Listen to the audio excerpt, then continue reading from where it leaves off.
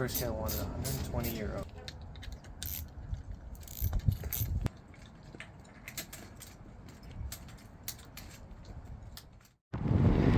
Okay, we are in Iceland. We landed a couple hours ago at KEF International Airport, which is not to be mistaken with the capital city airport, which is for domestic flights only. So if you're cycling in Iceland, you got to get from KEF to Reykjavik. I'm butchering that.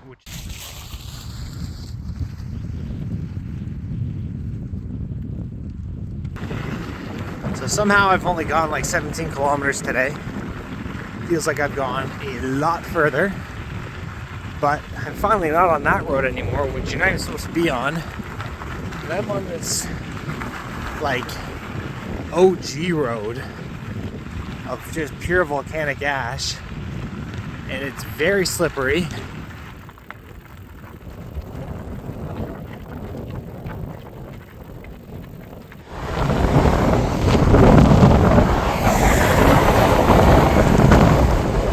This is literally Jurassic Park.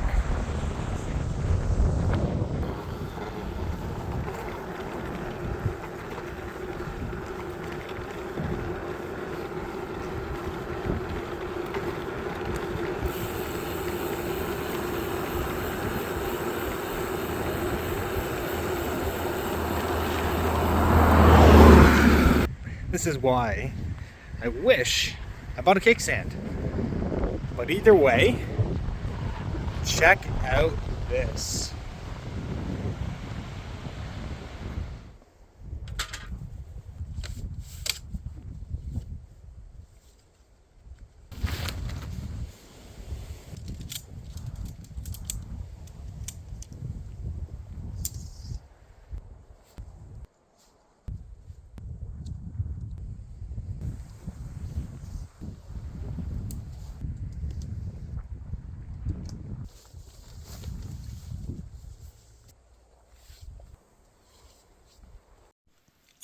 Well, I have to say, I have not had better sleeps. Ever. The past 2 nights I have slept fantastic. And it's amazing. So I'm very happy with it. It's a beautiful morning. It's a Monday, 7 a.m. and we are back out on the road. Finally, the skies are clearing up a little bit so I can actually see all these mountain peaks instead of just seeing the very ominous silhouettes into the distance. Well, we're going down a 3-mile hill right now. Good chance to record. It is a spectacular day, a little chilly. It's like 7 degrees, but nonetheless it's not raining and it's not windy, knock on wood. But look at these mountains.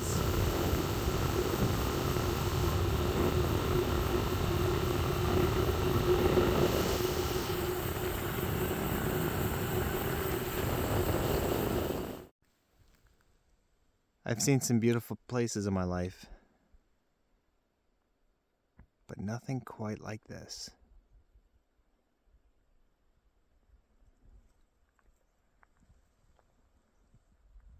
Well, considering I don't know how many nice days I'm going to have on this trip, and that the sun is shining, I'm going to go climb this mountain.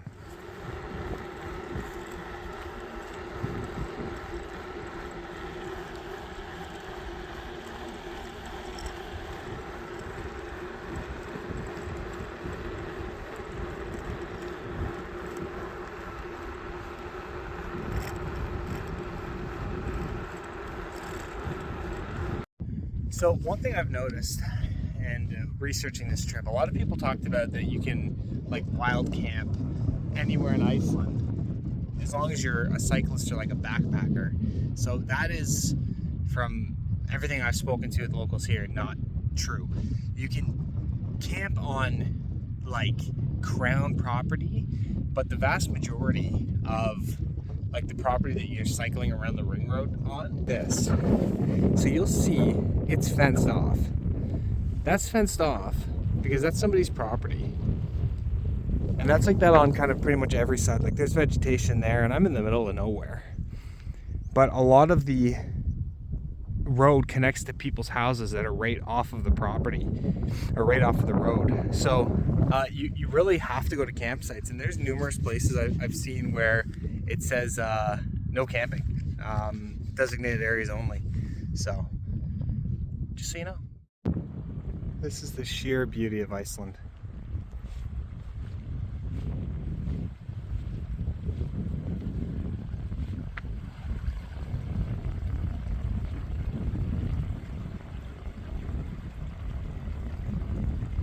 Oh, it's nice to see civilization. You go such far stretches without seeing anything. I need food and I need coffee. Hopefully they have it. Of course, when you're in Iceland bikepacking and you get to your destination 7 hours before you want to go to bed, of course you're going to go for a hike. Because why wouldn't you?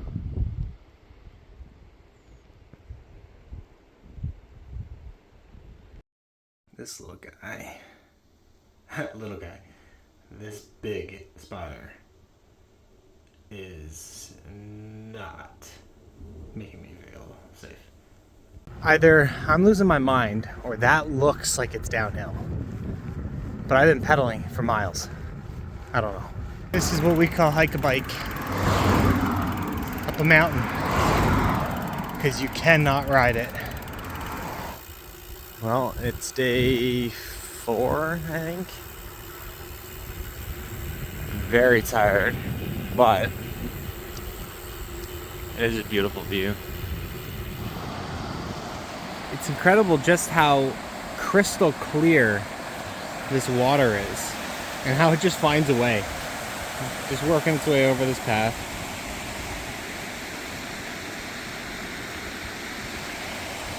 But if this water wasn't so cold, like, that would be nice swimming water. I don't know if you can see how crystal clear it is, though. It's absolutely incredible. It's all glacier water. You can't even really see this as well from the road. There's a car park, and a lot of people parked at it. I'm like, you know what? Let's take a stop.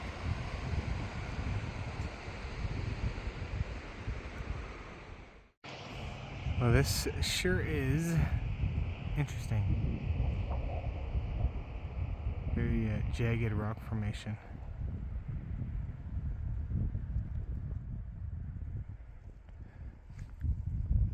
And there's snow up at the peaks there. It's quite cold. Quite cold.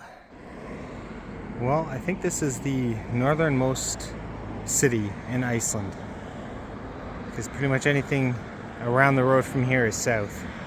And it's quite a nice city. It's got all the stuff you'd think. It's got restaurants, it's got a mall, shopping centers. Only stop for a quick burger. Well, as much as I hate detouring because of that time, there's this beautiful waterfall. That couple's loving it.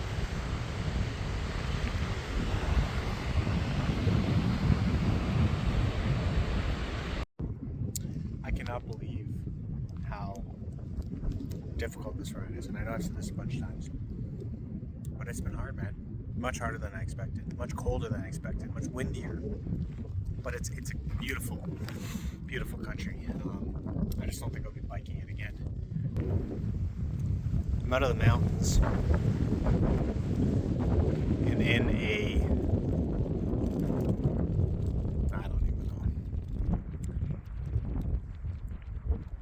And there's the piece. Well, being that I'm in the middle of nowhere and there's no camp spots, I was getting a little low on water. I was getting a little bit nervous, and then I see this bad boy, and I'm hoping I can filter some water from here without killing myself. I don't think that's sulfuric water. Find out. We have a new spot that we're gonna go to. It's a little more secluded. These people are looking at me like, what the hell is this guy doing? But unbeknownst to these people in their cars, I can't get 60, 70 more kilometers to the next camp spot. So we're going behind here. Tune in for the camp spot. So when you can't find a campground because there isn't one for 100 kilometers any direction, you make one. This is the worst material to be on right now because all my stuff is wet. So it's turning it into like mud. And then that's the main road there. You'll just see a car going by. So I'm pretty incognito back here. Like I'd like it to be. And then my poor bike. Sometimes I ask myself in life, what could be better? Sleeping in a tent on an angle. Really see, but that's an angle with all my crap. All my stuff I'm attempting to dry out on my clothesline. I have to keep all my stuff in the tent with me because it's too dirty outside. Normally I would just leave it in this little covered area. But look at this, man. Air pillow, air mattress, 10 centimeters thick, 5.4 RFI rating. I'm hoping to God it doesn't puncture. And I'm not sleeping on an angle, so I'm going to definitely roll. But I bought the MSR. I don't know if they call it the Pocket Rocket or whatever, but it's a butane. It's an oven that connects to whatever kind of canister you have. And cooking water. This thing boils water super fast. It's incredible. And I'm making these 2 cups of soup in the middle of nowhere while I'm eating my pretzel sticks. Life is good. It is a brisk Saturday morning. 3 degrees feels like -2. One thing that keeps, I keep saying this, but one of the things that keeps catching me off guard is just the sheer scale of things. That is like a hill that is just unimaginably large. It just humbles you like nothing else. So we have an absolute full house tonight. A lot of bikepackers. A lot of other people. The landscape here is truly incredible.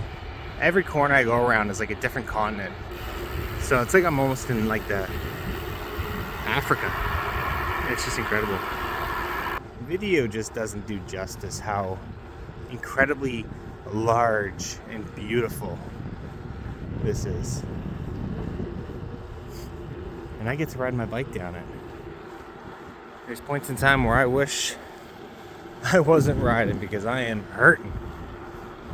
But nonetheless, I'd rather be hurting in a nice place than hurting in. There should be a sport called hike-a-bike because I'd probably do pretty good at it.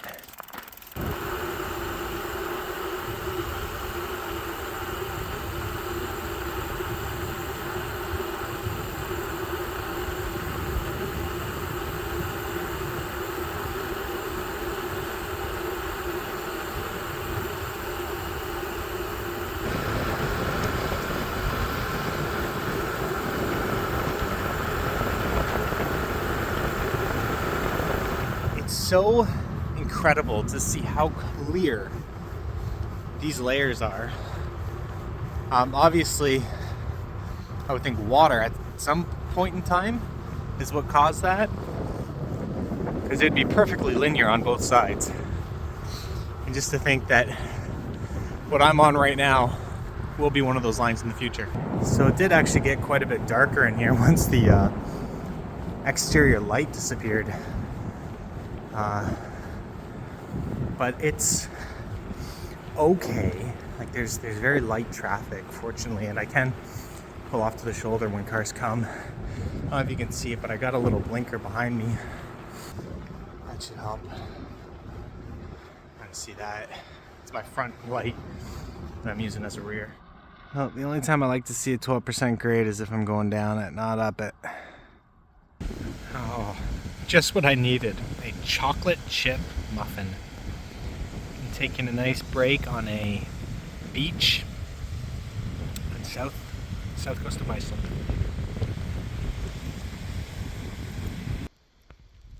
What a incredible landscape.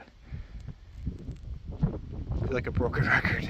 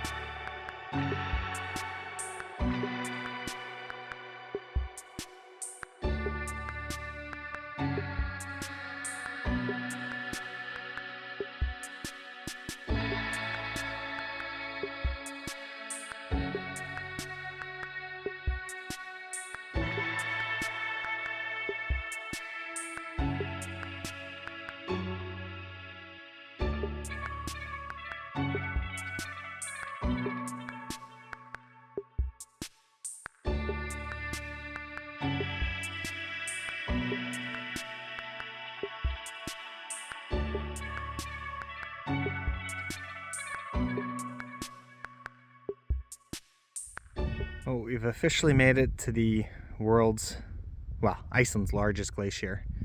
And it's, I believe, Europe's largest glacier. I don't have the exact specs, but it's big.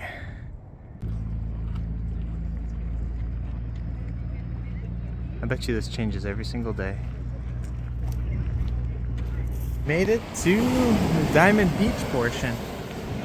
You get these incredibly clear chunks of ice that have broken off from the glacier, and it goes a long way.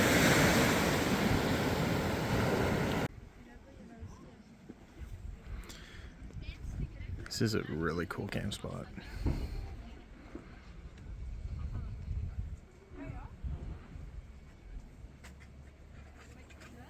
Now this is a breakfast of champions. Bag of not really chips, but chips on the handlebars. Beautiful mountain sunrise behind us. That's gonna be a nice video when it's fully up. The sunrise just keeps getting prettier. That's just incredible.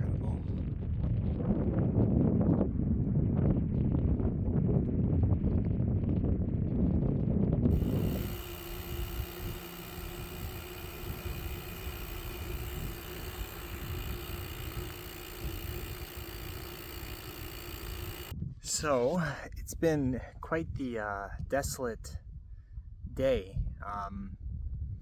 There was a gas station I was going to stop by that was supposedly open and had a bunch of little snacks that you could buy and stuff, and I get there and it's a ghost town, which was very disappointing because I was banking on that. So I'm out of food, pretty much. I have just like emergency food left, and it doesn't look like there's anything for another 100K.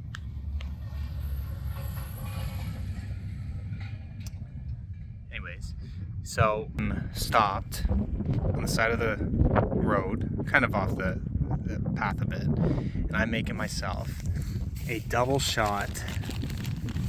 I'm gonna be bad here. I'm going 2 Nescafes plus a little bit of instant coffee, and check out the views. Doesn't get much better than this when you're making a coffee. So, I just found out yesterday, I remember somebody telling me this whole area, and it goes on for miles in every direction, was a massive volcanic lava field. So I guess one of these volcanoes was spewing lava, and this is all solidified lava. You can kind of see how it's kind of like in a molten type of shape. It's really cool. And there's this green moss that grows on it. It's a very sensitive moss. You're not supposed to walk on it. They said it took like 200 years for it to take to this stuff, and can take years to regrow. So it's a protected bit of life. Signs sometimes make me chuckle. This one's only 20 kilometers, but I've seen them, it's like washroom in 45 kilometers. I'm like, oh great, I can go to the washroom in 4 hours. If I wasn't partially dead inside, this would be really beautiful right now. But my leg's screwed, my bike's screwed, and my sleeping pad's leaking. So I'm on my way to Hella and back. No, just kidding. From Vic to Hella. Look at this. It's really nice. Well, this blows. I'm right screwed up right here. I've snapped a spoke because the strain from the other side of the spoke's being problematic, and it's now put such a wobble into my wheel that it's rubbing, and I'm just gonna lose more and more spokes at the rate I'm going. Oh dear. Certainly an appropriate name for a town after I've been through Hella and back today. Well, on the second last day, just set up camp at some place in Hella, just kind of like an open field where you can kind of just pitch anywhere. And I'm eating a peanut butter and bread sandwich and making Mr. Noodles, as my water has just boiled. I am praying my bike makes just 80 more kilometers. I am so close to the finish line, and I'm having all these problems with my spokes, a cracked rim. I'm just praying, please let me get back to Reykjavik today. It's a very lonesome tree. Well, that is the city of Reykjavik, Iceland. And we are rolling up on it real fast. What an adventure. My goodness. I'm gonna try to keep myself safe because I've only got a few kilometers to go with the bum wheel. But holy crap, boys and girls, we made it. Oh God. And there we have it, folks. This is the roundabout where I started my journey around the ring road. 1,322 kilometers over 17 days. 16 of that was riding, and 11,000 meters of elevation gain throughout the whole thing. Cracked rims, broken spokes, broken spirits, but we did it. Just like that, we are back at the original campground that we started at 17 days ago. And my bike, somehow by the grace of God, lasted and malfunctioned completely within the last 3 kilometers. Like, watch. Here, watch. It just stops.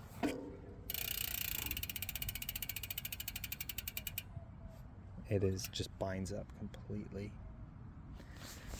As you can see, I'm missing one spoke there. And then the 2 really bad ones that pulled right through. And then about another half a dozen are cracked. But somehow, by the grace of God, they let me ride 200 kilometers on it. So thank you. So as you would have seen in the previous portion of the video, I cracked my rim and broke 3 different spokes. So I ended up using paracord, which I've got to tension like a spoke in 3 different spots. And I was able to almost true my wheel. So I'm pretty happy about that. This is why I don't like using Google Maps in Iceland. This is a return road that runs parallel to the drag strip at a racetrack. And it actually told me to cross track. praying that they're not drag racing right now and there's cars not going to be coming back up this road. Because just to the other side of that berm, you can hear them, is a racetrack. I'm on the last leg of the journey. After almost 1,400 kilometers, I'm ending it off with this very rough volcanic dirt road. You can see there's some massive rocks, and I'm just hoping that the rim that I've repaired with the paracord holds up. I'm taking it easy. I'm walking through some of the really rough sections, but kind of a cool way to end it off. I'm in a very rural area, which is kind of fun. So this stuff is kind of unrideable. It's very loose, and there's some like baseball size rocks here that are just in the middle of the track, but it's only 8 kilometers fortunately, so I'm just gonna hike a bike through the parts that I can't get through. Well, it's been 23 days in Iceland. There's the bike fully unloaded, getting all my gear at this last campground in Volgar where I stored my box and luggage originally, getting it all packed up. I'm ready to ship back home to Toronto. There we are, packed up, ready to go home.